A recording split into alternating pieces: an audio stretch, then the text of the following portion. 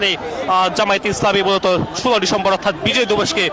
ঘিরে মূলত তাদের আজকের এই আয়োজন, যেখানে আমরা দেখতে পাচ্ছি আজকে সকাল 7টা থেকে জামায়াতে ইসলামীর নেতৃবৃন্দরা তারা রাজধানীর সোহরাওয়ার্দী উদ্যানে জড়ো হতে থাকে। সেখানে গণজমায়েতে অংশগ্রহণ করে তারপরে আমরা দেখছি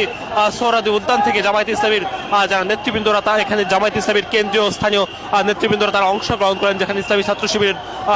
সাবেক সভাপতি সহ বেশ কয়েকজন কেন্দ্রীয় নেতারা উপস্থিত ছিলেন। দর্শক দেখতে পাচ্ছেন জামায়াতে ইসলামীর